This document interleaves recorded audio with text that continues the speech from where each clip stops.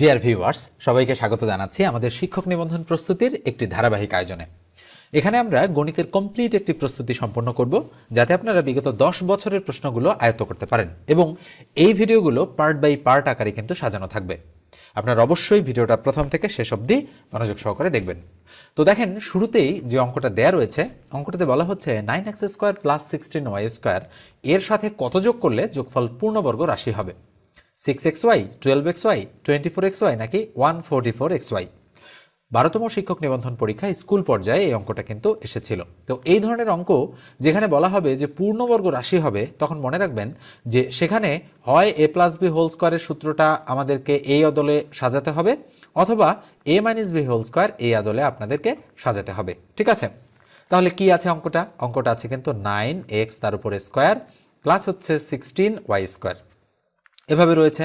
তাহলে আমরা কি করব, আমরা এই 9x² রয়েছে তাকে আমরা কিন্তু 3x তার উপর হোল স্কোয়ার এই আদলে লিখতে পারি।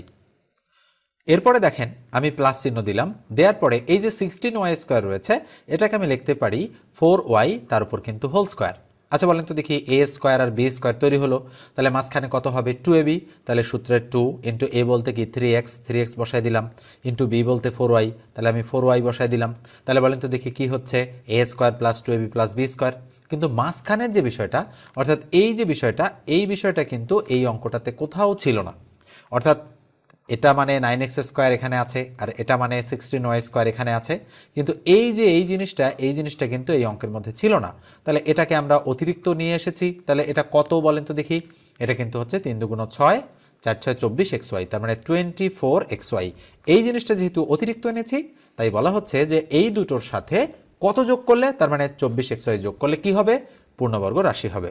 তা এটাকে আমরা যদি পূর্ণবর্গ রাশি বানাতে চাই, তাহলে 3x + 4y তার উপর হোল স্কোয়ার এভাবে আমরা কিন্তু বানাতে পারি। তার মানে নিশ্চয়ই বোঝা যাচ্ছে যে a² + 2ab + b² এই আদলে যদি হয়, তাহলে আমরা কি করতে পারি, এটাকে অবশ্যই a + b হোল স্কোয়ার লিখতে পারি। তার মানে কত যোগ করতে হবে, 24xy যোগ করতে হবে। তার মানে গ নম্বর অ্যান্সারটা এক্ষেত্রে কিন্তু রাইট। ওকে, এবার আমরা 2 নম্বর অঙ্কটাতে চলে যাচ্ছি।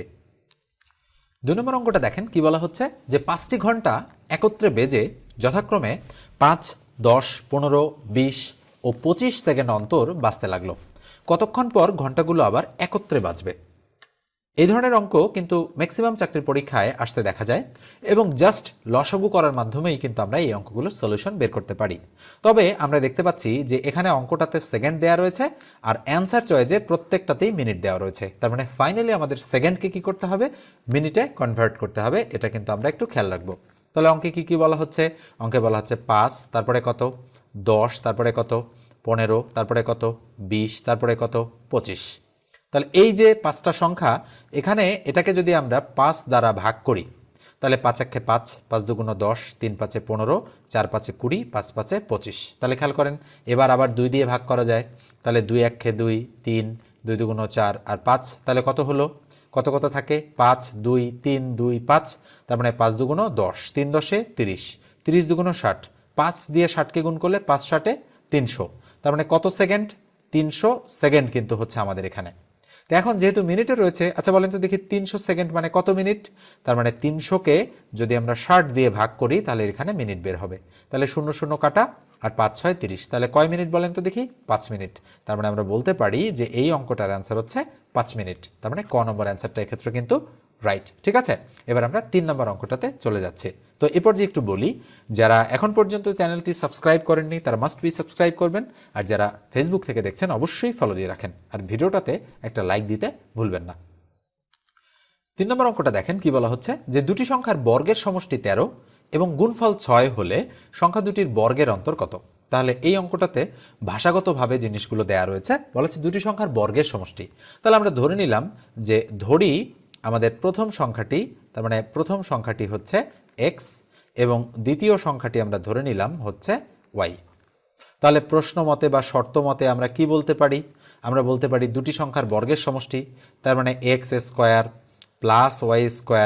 = কত, 13। তাহলে বর্গের সমষ্টি 13।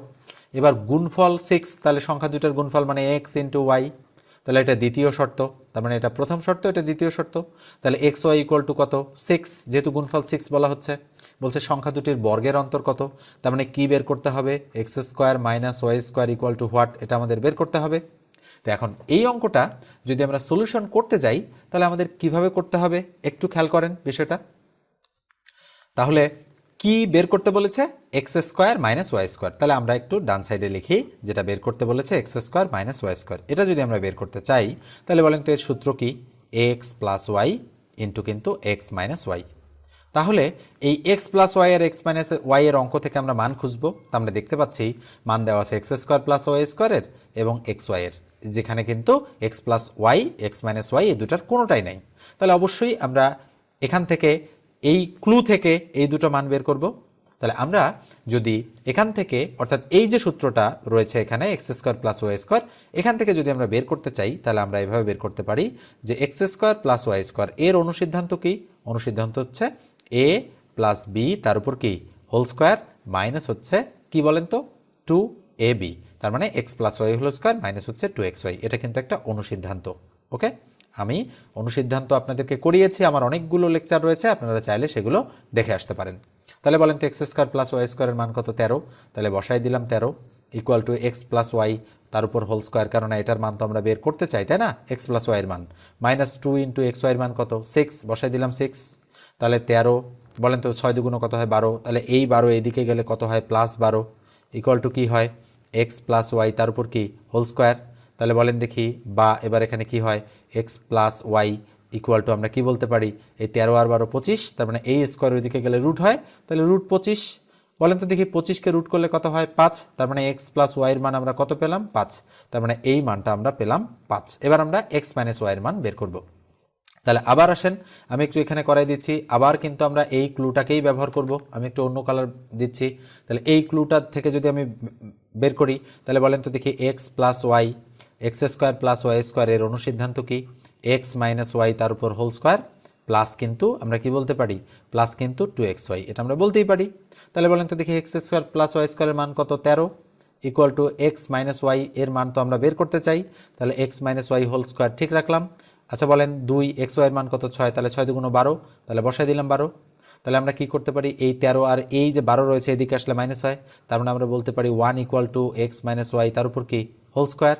তাহলে বা এখানে আমরা যদি ক্যালকুলেশন করি তাহলে কি হয় বলেন তো দেখি এক্স মাইনাস ওয়াই তার উপর হোল স্কোয়ার ইকুয়াল টু 1 লিখতে পারি।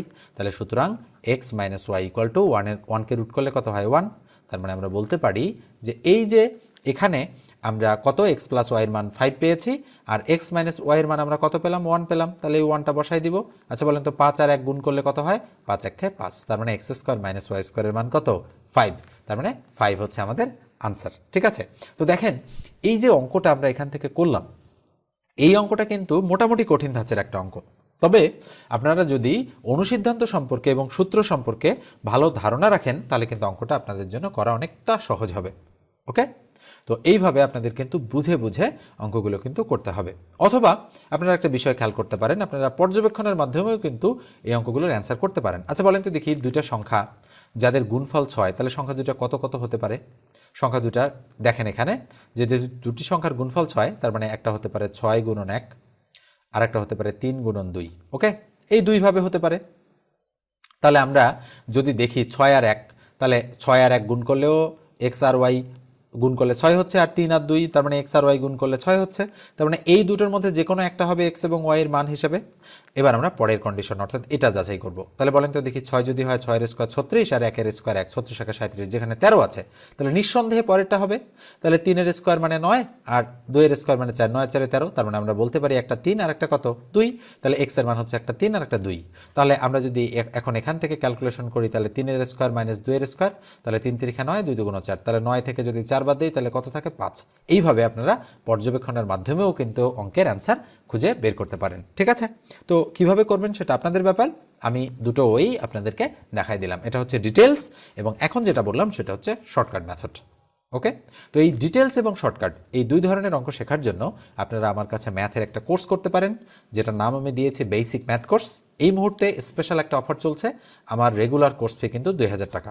আপনারা এই মুহূর্তে মাত্র 510 টাকার বিনিময়ে কিন্তু আমার এই কোর্সে আপনারা অংশগ্রহণ করতে পারেন। যদি প্রয়োজন মনে করেন যে এই কোর্সটা আপনাদের একান্তই করা দরকার, তাহলে অবশ্যই আমার সাথে 0164270 2760 এই নাম্বারে যোগাযোগ করতে পারেন। ওকে, এবং এই নাম্বারে আপনারা চাইলে হোয়াটসঅ্যাপেও কিন্তু নক দিতে পারেন আমাকে। আর কি কি থাকছে কোর্সের মধ্যে? পিডিএফ থাকবে, মোট লেকচার শিট 20 অর্থাৎ 20টা, এর মধ্যে 500টা অত্যন্ত গুরুত্বপূর্ণ অঙ্ক রয়েছে যেগুলো শিখলে যে কোনো চাকরির পরীক্ষায় 10 বা 12টা অঙ্ক আপনারা হুবহু পেয়ে যাবেন। আর লাইভ ক্লাস হবে 24টা, এর সাথে রেকর্ডেড ক্লাস হবে 12টা, সর্বমোট ক্লাস হচ্ছে 36টা। এটা হচ্ছে স্পেশাল ব্যাচের আমি কথা বললাম। আর রেগুলার যে ব্যাচটা, সেই রেগুলার ব্যাচের ক্লাস হচ্ছে 52টা টোটাল। যেহেতু স্পেশাল ব্যাচ, এই জন্য মাত্র 36 লেকচারে সেটা আমি শেষ করে দিব, এবং মোট 45 দিনের কোর্স এটা। যদি আপনারা খুব দ্রুত শিখতে চান এবং মোটামুটি একটা নম্বর অঙ্কে পেতে চান, তাহলে অবশ্যই এই নাম্বারে আমার সাথে যোগাযোগ করেন। ঠিক আছে, আমার কোর্স একটা অলরেডি চলছে, আমি আরও একটা কোর্সে হচ্ছে আর একটা ব্যাচ আমি নেওয়ার চেষ্টা করতেছি, এবং আরেকটা ব্যাচে মোটামুটি কয়েকজন হয়ে গিয়েছে। আপনারা যদি আমাকে নক দেন তাহলে আমি স্পেশাল ব্যাচ আরও একটা শুরু করে দিতে পারি। ঠিক আছে, তো এবার আমরা 4 নম্বর অঙ্কটাতে চলে যাচ্ছি। দেখেন 4 নম্বর অঙ্কটাতে কি বলা হচ্ছে যে 4% লাভে বিক্রয় মূল্য 486 টাকা হলে ক্রয় মূল্য কত? বলেন তো দেখি কয় পার্সেন্ট লাভের কথা বলা হচ্ছে? মাত্র 4% লাভের কথা বলা হচ্ছে। 4% লাভে বিক্রয় মূল্য 486 টাকা হলে ক্রয় মূল্য কত? তো যে কোনো ক্রয় মূল্য পার্সেন্টেজের অঙ্কে আমরা 100% বা 100 চিন্তা করে নেই। তাহলে 100% যদি ক্রয় মূল্য হয়, তাহলে লাভ যদি 4% হয়, তাহলে 104%-এর মূল্য কত বলেন তো দেখি? 104% মানে কিন্তু এই 486 টাকা, যেহেতু 468 টাকা, যেহেতু 468 টাকার মধ্যে ক্রয় মূল্য এবং লাভ দুইটাই রয়েছে। ঠিক আছে, তাহলে 1%-এর মূল্য কত? তাহলে উপরে 468 ভাগ কত? 104, তাই না? তাহলে বলেন তো 100%-এর মূল্য কত? তাহলে 100% মানে তো ক্রয় মূল্যটা 100%, তাই না? তাহলে কি হবে? 468 গুণন হচ্ছে 100 ভাগ কত? ভাগ হচ্ছে 104। এখন আমরা যদি কাটাকাটি করি তাহলে দেখেন তো 4 দিয়ে এটাকে কাটাকাটি যায় কিনা, কত হয়? 4 দিয়ে যদি আমরা কাটি, 4 25-এ 100, 4 26-এ কত হচ্ছে? 104। তাহলে 4, তাহলে কত দিয়ে কাটলাম আমরা? 4, তাহলে 4 25-এ 100 হচ্ছে, নিশ্চয়ই বোঝা যাচ্ছে। এবার 26 যেহেতু রয়েছে, 26 দিয়ে যদি আমরা যদি ছোট করে কাটি, তাহলে 13 দুগুণ 26, তাহলে 13 থাকলো, হাতে কত? 2, ওই 2 দিয়ে যদি আমরা এটাকে কাটি, 2 দুগুণ 4, 3 দুগুণ 6 আর 4 দুগুণ 8, তাহলে দেখি 13 দিয়ে আমরা এটাকে কাটতে পারি কিনা। তাহলে 13 একে 13 থাকলো 10, 104, তার মানে 13 104 কত হয় বলেন তো দেখি? 8 13 কত হয়? 104, তার মানে এখানে 18 হয়ে গেল। তাহলে কত কত থাকলো? 18 গুণন হচ্ছে 25। তাহলে 18কে যদি আমরা 25 দ্বারা গুণ করি কত হয়? তাহলে 4 6 0, ঠিক আছে, 460। দেখি আমরা একটু গুণ করে, সরি 450 হবে কিন্তু আমাদের, আমরা একটু গুণ করি সাইডে। 18 গুণন 25, তাহলে 5 8 40-এর 0 হাতে 4, 5 একে 5 আর 4-এ 9, এক ঘর কাটা, আর 18 দুগুণ 36, তাহলে 0 9 6 15 5 হাতে 1 3 আর 1 4, তাহলে 450 হয়ে গেল। তার মানে আমাদের সঠিক উত্তর হচ্ছে 450। ওকে, ঘ নম্বর অ্যান্সারটা রাইট। এবার আমরা 5 নম্বর অঙ্কে চলে যাচ্ছি। 5 নম্বর অঙ্কটা দেখেন কি বলা হচ্ছে, √3 হচ্ছে x+1 ইকুয়াল কিউব রুট, উপরে হচ্ছে 2x - 1। তো এই ধরনের অঙ্ক, সূচকের অঙ্ক, এই অঙ্কটা যদি আমরা করি তাহলে আমরা কিভাবে করতে পারবো? তো দেখেন √3 আছে, তার উপরে কত রয়েছে? x+1, এটা উইথিন ব্র্যাকেটে রয়েছে, আমি ব্র্যাকেটটা দিলাম না। তাহলে মূলের ভেতরে 3 রয়েছে, তাহলে উপরে রয়েছে 2x - 1। ঠিক আছে, আমরা ব্র্যাকেটটা দিয়েই দিই, কেননা ব্র্যাকেট ছাড়া কিন্তু এটাকে বেমানান লাগছে। তাহলে বা কি হবে? আমরা রুট আছে তাই আমরা হাফ লিখতে পারি, রুট মানে হাফ, উপরে আছে x+1 ইকুয়াল, তাহলে এটা 3⁻⁴, উপরে কত আছে বলেন তো? 2x - 1। তাহলে এখন আমরা কি করব? আমরা পাওয়ার গুণ করে দিব। তাহলে 3, তাহলে এটা দিয়ে এটাকে গুণ করলে x+1 উপরে, তার নিচে কত হয় বলেন তো? 2। তাহলে এখানে 3, উপরে কত আছে? 2x - 1, তার নিচে কত আসে? 3। তাহলে এইটা আর এটা যদি আমরা বাদ দিই তাহলে কি থাকে? উপরে থাকে x+1 ভাগ হচ্ছে 2 ইকুয়াল, উপরে থাকে 2x - 1 ভাগ হচ্ছে কত? 3। এখন যদি আমরা আর গুণ করি তাহলে এটা দিয়ে এটাকে গুণ, এটা দিয়ে এটাকে গুণ, তাহলে কত হয়? 2 দুগুণ 4x মাইনাস হচ্ছে 2 একে কত? 2 ইকুয়াল, এটা দিয়ে এটাকে গুণ করলে 3x প্লাস কত? 3। তাহলে বা কি হবে বলেন তো দেখি? তাহলে 4x, এটা এদিকে আসলে -3x ইকুয়াল টু 3, এটা যদি ওইদিকে যায় তাহলে +2, এভাবে হয়ে যাচ্ছে। তাহলে বা কি হবে? 4x থেকে 3x বাদ দিলে কি থাকে? x ইকুয়াল 3 আর 2 কত হচ্ছে বলেন তো দেখি? তাহলে 5। তাহলে কত পেলাম x এর মান? তাহলে সুতরাং x ইকুয়াল টু আমরা পেয়ে গেলাম হচ্ছে 5। তার মানে সঠিক উত্তর হচ্ছে খ। এবার আমরা সর্বশেষ অঙ্কটাতে চলে যাচ্ছি। দেখেন এই যে এক্সট্রা একটা অঙ্ক প্রত্যেকটা ভিডিওতে আমি যে করে দেই, তো এই অঙ্কটাতে কি বলা হচ্ছে যে PQRS সামান্তরিকের কোণ P ইকুয়াল টু 100 ডিগ্রি হলে 100 ডিগ্রি, তাহলে কিউ এর মান কত?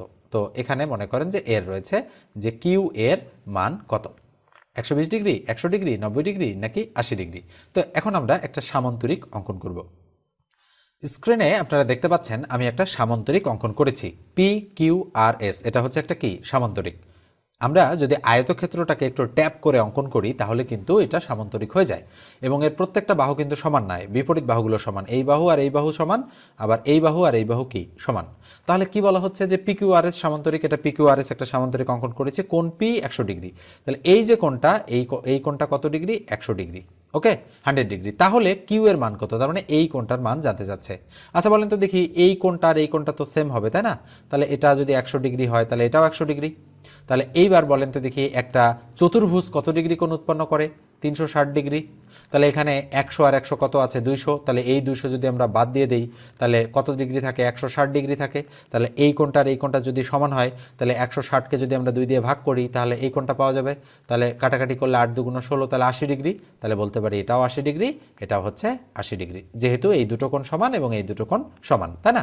তাহলে কিউ এর মান কত হচ্ছে? 80 ডিগ্রি। তার মানে ঘ নম্বর অ্যান্সারটা রাইট। দেখেন, এভাবে যদি আমরা বুঝে বুঝে অঙ্ক করতে পারি তাহলে কিন্তু আমরা এই ধরনের অঙ্ক করতে পারবো খুব ভালোভাবে, এবং আমাদের কিন্তু আটকাবে না। ওকে, তো আমাদের কিন্তু অঙ্ক অগোছালোভাবে না করে আমাদের কিন্তু গুছিয়ে একটা প্রস্তুতি নেওয়া দরকার।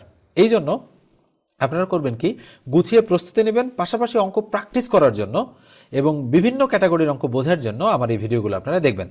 তো নিজে নিজে যদি আপনারা গুছিয়ে পড়তে না পারেন তাহলে অবশ্যই আপনারা আমার কোর্সে জয়েন করবেন। আমি নাম্বারটা আবারও দিয়ে দিচ্ছি, 01642702760। এই নাম্বারে আপনারা হোয়াটসঅ্যাপ করতে পারেন বা কলও করতে পারেন আমার কাছে ম্যাথ পড়ার জন্য। দেখেন, আপনারা তার কাছেই পড়বেন যার কাছে আপনারা বুঝতে পারেন। মানে সে যদি আপনার ডক্টরেট ডিগ্রি করাও হয়, আপনাকে যদি বুঝাতে না পারে তাহলে কিন্তু হবে না। আপনি যার কাছে বুঝতে পারেন, আমি বলছি না যে আমার কাছেই করতে হবে, যার কাছে আপনারা বুঝতে পারেন, যার বোঝানোর ক্যাপাসিটি আপনার মনে হয় যে ভালো, আপনি নিজে শিখতে পারবেন কিছু, আপনার তার কাছেই কিন্তু শেখা উচিত। এমন কোনো নামে দামি প্রতিষ্ঠানে আপনি শিখতে গেলেন, তাদের আপনার তারা শেখাতে পারছে না, কিংবা তারা ভালো করে শেখালেও আপনি তাদেরকে শিখতে পাচ্ছেন না। ওকে, তো এই ধরনের যেন বিষয়টা না হয়, আপনারা যেখানেই শেখেন যেন অন্তত মোটামুটি একটা ভালো প্রিপারেশন আপনারা নিতে পারেন, কেননা আপনাদের উদ্দেশ্য কিন্তু চাকরি পাওয়া। এই জন্য অগোছালোভাবে না পড়ে আপনাদের কিন্তু গুছিয়ে প্রস্তুতি একটা সম্পন্ন করতে হবে। তো আর বেশি কথা বলছি না, যারা সাবস্ক্রাইব করেননি অবশ্যই সাবস্ক্রাইব করবেন, আর ফেসবুক থেকে দেখলে ফলো দিয়ে রাখেন। ধন্যবাদ সবাইকে, ভালো থাকবেন, সুস্থ থাকবেন।